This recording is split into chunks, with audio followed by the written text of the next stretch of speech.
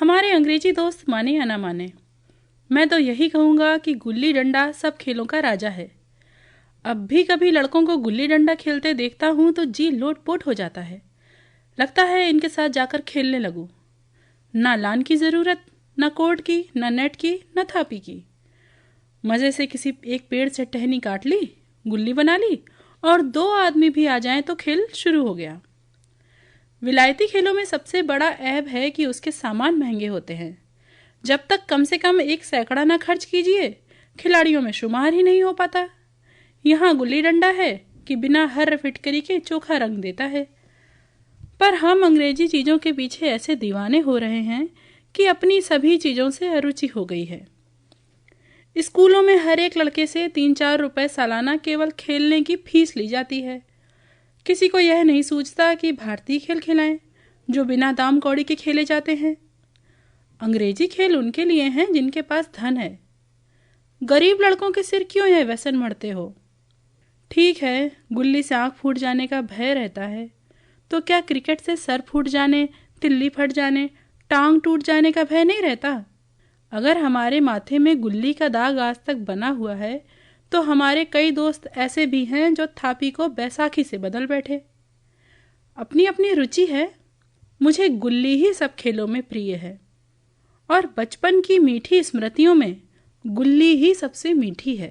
वह प्रातःकाल घर से निकल जाना, वह पेड़ पर चढ़कर टहनियाँ काटना और गुल्ली डंडे बनाना, वह उत्साह, वह खिलाड़ियों के जमघटे, वह लड़ाई झगड़े, वह सरल स्वभाव। इसमें अमीर गरीब का बिल्कुल भेद न था। इसमें अमीराना चोचलों की, प्रदर्शन की, अभिमान की गुंजाइश ही न थी। मेरे हमजोलियों में एक लड़का था, गया नाम का। मुझसे 2-3 साल बड़ा होगा।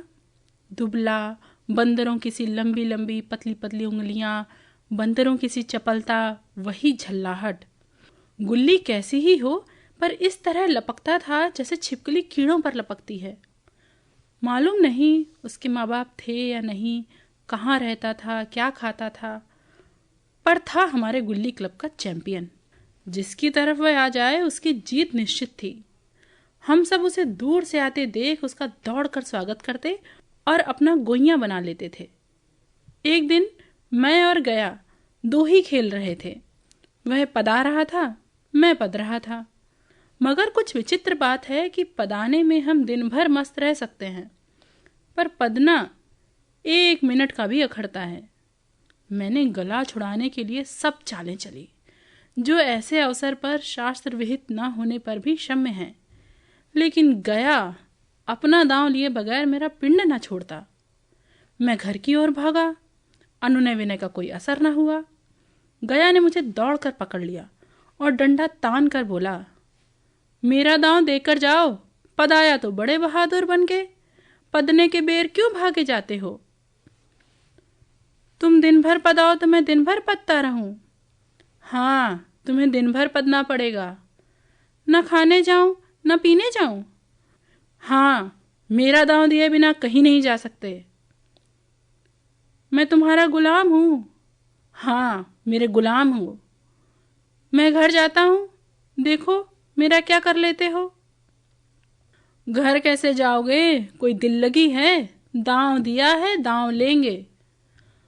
अच्छा, कल मैंने अमरूद खिलाया था, वह लौटा दो। वो तो पेट में चला गया। तो निकालो पेट से, तुमने क्यों खाया मेरा अमरूद? अमरूद तुमने दिया तब मैंने खाया, मैं तुमसे मांगने ना गया था। जब तक मेरा अमरूद ना दोगे मैं दांव ना दूंगा। मैं समझता था न्याय मेरी ओर है। आखिर मैंने किसी स्वार्थ से ही उसे अमरूद खिलाया होगा। कौन निस्वार्थ किसी के साथ सलूक करता है? भिक्षा तक तो स्वार्थ के लिए देते हैं। जब गया ने अमरूद खाया तो फिर उसे मुझसे दाम लेने का क्या अधिकार? रिश्वत देकर तो लोग खून पचा जाते हैं, ये मेरा अमरूद यूं ही खा जाएगा? अमरूद पैसे के 5 वाले थे जो गया के बाप को भी नसीब ना होंगे। सरासर अन्याय था। गया ने मुझे अपनी ओर खींचते हुए कहा, मेरा दांव देकर जाओ, अमरूद समरूद मैं नहीं जानता। मुझे न्याय का बल था, वह अन्याय पर डटा हुआ था। मैं हाथ छुड़ाकर भागना चाहता था, वह मुझे जाने ना देता। मैंने उसे गाली दी। उसने उससे कड़ी गाली दी, और गाली ही नहीं, एक चांटा जमा दिया। मैंने उसे दांत काट लिया। उसने मेरी पीठ पर डंडा जमा दिया। मैं रोने लगा। मेरे इस अस्त्र का मुकाबला वो ना कर सका। मैंने तुरंत आंसू पोंछ डाले, डंडे की चोट को भूल गया और हंसता हुआ घर जा पहुंचा। मैं थानेदार का लड़का एक सामान्य लड़के के हाथों पिटकर आ गया, यह मुझे उस समय भी अपमानजनक मालूम हुआ, लेकिन घर में किसी से शिकायत नहीं की। उन्हीं दिनों पिताजी का वहां से तबादला हो गया। नई दुनिया देखने की खुशी में ऐसा फूला कि अपने हमजोलियों से बिछुड़ जाने का बिल्कुल दुख न हुआ। पिताजी दुखी थे। वे बड़ी आमदनी की जगह थी। अम्मा जी भी दुखी थी। यहाँ सब चीजें सस्ती थीं, मोहल्ले की स्त्रियों से घराव हो गया था। लेकिन मैं मारे खुशी के फूला न समाता, लड़कों में जीट उड़ा रहा था। वहां ऐसे घर थोड़े ही होते हैं, ऐसे ऊंचे ऊंचे घर हैं कि आसमान से बातें करते हैं। वहां के अंग्रेजी स्कूल में कोई मास्टर लड़कों को पीटे तो उसे जेल हो जाए। मेरे मित्रों की फैली हुई आंखें और चकित मुद्रा बतला रही थी कि मुझसे उनकी निगाह में कितनी स्पर्धा हो रही है। मानो कह रहे थे, तू भगवान है भाई, हमें तो इसी उजड़ ग्राम में जीना भी है और मरना भी। 20 साल गुजर गए। मैंने इंजीनियरिंग पास की और उसी जिले का दौरा करता हुआ उसी कस्बे में पहुंचा और डाक बंगले में ठहरा। उस स्थान को देखते ही इतनी मधुर बाल स्मृतियां मेरे हृदय में जाग उठी कि मैंने छड़ी उठाई और कस्बे की सैर करने निकला। आंखें किसी प्यासे पथिक की भांति बचपन के उन क्रीड़ा स्थलों को देखने के लिए व्याकुल हो रही थीं, पर उस परिचित नाम के सिवा वहां कुछ और परिचित न था। जहां खंडहर था वहां पक्के मकान खड़े थे, जहां बरगद का पुराना पेड़ था वहां अब एक सुंदर बगीचा था। स्थान की काया पलट हो गई थी। अगर उसके नाम और स्थिति का ज्ञान न होता तो मैं उसे पहचान भी न सकता। बचपन की संचित और अमर स्मृतियां बाहें खोले अपने उन पुराने मित्रों से गले मिलने को अधीर हो रही थी, मगर वह दुनिया बदल गई थी। ऐसा जी होता कि उस धरती से लिपट कर रोऊं और कहूं, तुम मुझे भूल गई, मैं तो अब भी तुम्हारा वही रूप देखना चाहता हूं। सहसा एक खुली जगह मैंने 2-3 लड़कों को गुल्ली डंडा खेलते देखा। एक क्षण के लिए मैं अपने को बिल्कुल भूल गया कि मैं एक ऊंचा अफसर हूं, साहबी ठाट में, रौब और अधिकार के आवरण में। जाकर एक लड़के से पूछा, क्यों बेटे, यहाँ कोई गया नाम का आदमी रहता है? एक लड़के ने गुल्ली डंडा समेटकर सहमे हुए स्वर में कहा, हाँ है तो। जरा बुला सकते हो? लड़का दौड़ता हुआ गया और एक क्षण में 5 हाथ के काले देव को साथ लाते हुए दिखाई दिया। मैं दूर से ही पहचान गया। उसकी ओर लपकना चाहता था कि उसके गले लिपट जाऊं, पर कुछ सोचकर रह गया। बोला, कहो गया, मुझे पहचानते हो? गया ने झुककर सलाम किया। हाँ मालिक, भला पहचानूंगा क्यों नहीं। आप मजे में हो? बहुत मजे में। तुम अपनी कहो। डिप्टी साहब का साइस हूं। मतई, मोहन, दुर्गा सब कहाँ हैं? कुछ खबर है? मतई तो मर गया, दुर्गा और मोहन दोनों डाकिया हो गए। आप? मैं तो जिले का इंजीनियर हूं। सरकार तो पहले ही बड़े ज़हीन थे। अब कभी गुल्ली डंडा खेलते हो? गया ने मेरी ओर प्रश्न भरी आंखों से देखा। अब गुल्ली डंडा क्या खेलूंगा सरकार, अब तो धंधे से ही छुट्टी नहीं मिलती। आओ हम तुम खेलें, तुम पदाना हम पदेंगे, तुम्हारा एक दांव हमारे ऊपर है, वह आज ले लो। गया बेचारा झेप रहा था, लेकिन मुझे भी कुछ कम झेप न थी। इसलिए नहीं कि मैं गया के साथ खेलने जा रहा था, बल्कि इसलिए कि लोग इस खेल को अजूबा मानकर इसका तमाशा बना लेंगे और अच्छी खासी भीड़ लग जाएगी। उस भीड़ में वह आनंद कहाँ रहेगा। पर खेले बगैर रहा भी तो नहीं जाता। आखिर निश्चय हुआ कि दोनों जने बस्ती से बहुत दूर खेलेंगे और बचपन की उस मिठाई को खूब रस ले ले कर खाएंगे। मैं गया को लेकर डाक बंगले पर आया और मोटर में बैठकर दोनों मैदान की ओर चले। साथ में एक कुल्हाड़ी ले ली। मैं गंभीर भाव धारण किए हुए था, लेकिन गया इसे अभी तक मजाक ही समझ रहा था। फिर भी उसके मुख पर उत्सुकता या आनंद का कोई चिन्ह न था। शायद वह हम दोनों में जो अंतर हो गया था वही सोचने में मगन था। मैंने पूछा, तुम्हें कभी हमारी याद ना आती थी गया? सच कहना। गया झेपते हुए बोला, मैं आपको याद करता हुजूर, किस लायक हूँ। भाग में आपके साथ कुछ दिन खेलना बदा था, नहीं तो मेरी क्या गिनती।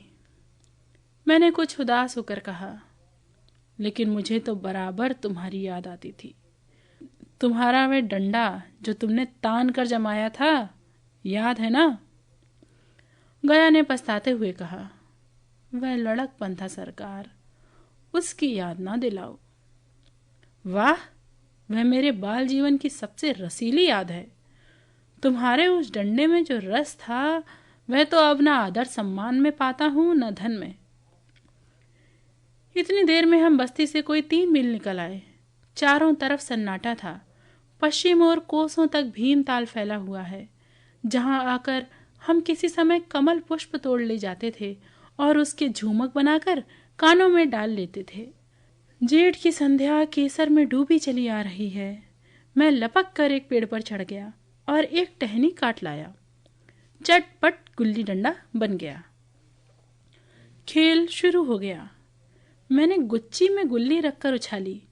गुल्ली गया के सामने से निकल गई। उसने हाथ लपकाया जैसे मछली पकड़ रहा हो। गुल्ली उससे पीछे जाकर गिरी। ये वही गया है जिसके हाथों से गुल्ली जैसे आप ही आकर बैठ जाती थी। वह दाहिने बाएं कहीं भी हो, गुल्ली उसकी हथेली में ही पहुंचती थी, जैसे गुल्लियों पर वशीकरण डाल देता हो। नई गुल्ली, पुरानी गुल्ली, छोटी गुल्ली, बड़ी गुल्ली, नोकदार गुल्ली, सपाट गुल्ली, सभी उससे मिल जाती थी, जैसे उसके हाथों में कोई चुंबक हो, गुल्लियों को खींच लेता हो। लेकिन आज गुल्ली को उससे वह प्रेम नहीं रहा। फिर तो मैंने पदाना शुरू किया। मैं तरह तरह की धांधलियां कर रहा था। अभ्यास की कसर बेईमानी से पूरी कर रहा था।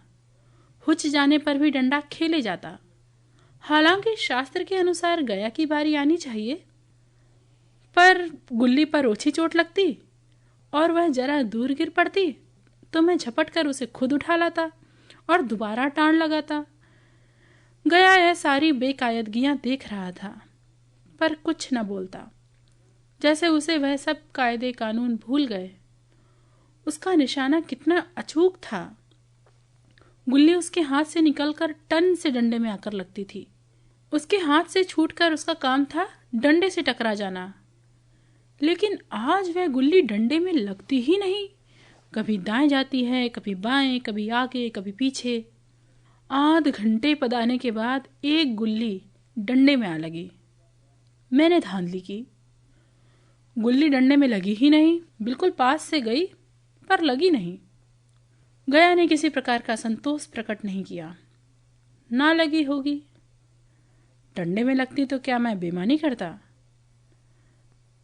नहीं भैया, तुम भला बेईमानी करोगे? नहीं। बचपन में मजाल था कि मैं ऐसा घपला करके जीता। यही गया गर्दन पे चढ़ बैठता, लेकिन आज मैं उसे कितनी आसानी से धोखा दिए चला जाता। गधा, सारी बातें भूल गया। सहसा गुल्ली फिर से डंडे में लगी और इतनी जोर से लगी जैसे बंदूक छूटी हो। इस प्रमाण के सामने अब किसी तरह की धांधली करने का साहस मुझे इस वक्त भी न हो सका। लेकिन क्यों ना एक बार सबको झूठ बताने की चेष्टा करूं। मेरा हरज क्या है? मान गया तो वाह वाह, नहीं तो 2-4 हाथ पदाना ही तो पड़ेगा। अंधेरा का बहाना करके जल्दी से छुड़ा लूंगा। फिर कौन दांव देने आता है। गया ने विजय के उल्लास में कहा, लग गई, टन से बोली। मैंने अनजान बनने की चेष्टा करके कहा, तुमने लगते देखा? मैंने तो नहीं देखा। टन से बोली है सरकार, और जो किसी ईंट से टकरा गई हो तो? मेरे मुख से यह वाक्य उस समय कैसे निकला, इसका मुझे खुद आश्चर्य है। इस सत्य को झुठलाना वैसा ही था जैसे दिन को रात बताना। हम दोनों ने गुल्ली को डंडे में जोर से लगते देखा था, लेकिन गया ने मेरा कथन स्वीकार कर लिया। हाँ, किसी ईंट में ही लगी होगी। डंडे में लगती तो इतनी आवाज ना आती। मैंने फिर पदाना शुरू किया, लेकिन इतनी प्रत्यक्ष धांधली कर लेने के बाद गया की सरलता पर मुझे दया आने लगी। इसलिए तीसरी बार जब गुल्ली डंडे में लगी तो मैंने बड़ी उदारता से दांव देना तय कर लिया। गया ने कहा, अब तो अंधेरा हो गया है, भैया कल पर रखो। मैंने सोचा, कल बहुत सा समय होगा, यह न जाने कितनी देर पदाए, इसलिए इसी वक्त मामला साफ करना अच्छा होगा। नहीं नहीं, अभी बहुत उजाला है, तुम अपना दांव ले लो, गुल्ली सूझेगी नहीं। कुछ परवाह नहीं। गया ने पदाना शुरू किया, पर अब उसे बिल्कुल अभ्यास न था। उसने 2 बार टाण लगाने का इरादा किया, पर दोनों ही बार हुच गया। 1 मिनट से कम में वह दांव खो बैठा। मैंने अपनी हृदय की विशालता का परिचय दिया। एक दांव और खेल लो, तुम तो पहले ही हाथ में उच गए। नहीं भैया, अब अंधेरा हो गया, तुम्हारा अभ्यास छूट गया, कभी खेलते नहीं। खेलने का समय कहाँ मिलता भैया। हम दोनों मोटर पर जा बैठे और चिराग जलते जलते पड़ाव पर पहुंच गए। गया चलते चलते बोला, कल यहाँ गुल्ली डंडा होगा, सभी पुराने खिलाड़ी खेलेंगे, तुम भी आओगे? जब तुम्हें फुर्सत हो तभी खिलाड़ियों को बुलाऊं। मैंने शाम का समय दिया और दूसरे दिन मैच देखने गया। कोई 10-10 आदमियों की मंडली थी।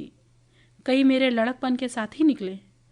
अधिकांश युवक थे जिन्हें मैं पहचान न सका। खेल शुरू हुआ। मैं मोटर पर बैठा बैठा तमाशा देखने लगा। आज गया का खेल, उसका नैपुण्य देखकर मैं चकित हो गया। टाण लगाता तो गुल्ली आसमान से बातें करती। कल किसी वह झिझक, वह हिचकिचाहट, वह बेदिली आज ना थी। लड़कपन में जो बात थी आज उसने प्रौढ़ता में प्राप्त कर ली थी। कहीं कल उसने इस तरह मुझे पदाया होता तो मैं जरूर रोने लगता। उसके डंडे की चोट खाकर गुल्ली 200 गज की खबर लाती थी। पदने वालों में से एक युवक ने कुछ धांधली की। उसने अपने विचार में गुल्ली लपक ली थी। गया का कहना था गुल्ली जमीन में लगकर उछली है। इस पर उन दोनों में ताल ठोकने की नौबत आई। युवक दब गया। गया का तमतमाया हुआ चेहरा देखकर डर गया। अगर मैं दब न जाता तो जरूर मारपीट हो जाती। मैं खेल में न था, पर दूसरों के इस खेल में मुझे वही लड़कपन का आनंद आ रहा था जब हम सब कुछ भूलकर खेल में मस्त हो जाते थे। अब मुझे मालूम हुआ कि कल गया मेरे साथ खेला नहीं, केवल खेलने का बहाना किया। उसने मुझे दया का पात्र समझा।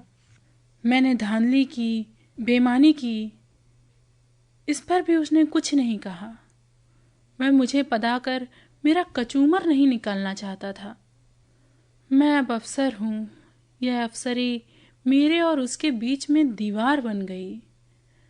मैं आज उसका केवल लिहाज पा सकता हूँ, अदब पा सकता हूँ, सहचर्य नहीं पा सकता। लड़कपन था तब मैं उसका समकक्ष था। आज यह पद पाकर मैं केवल उसकी दया का पात्र हूँ। वह मुझे अपना जोड़ नहीं समझता। वह बड़ा हो गया है और मैं छोटा हो गया हूँ।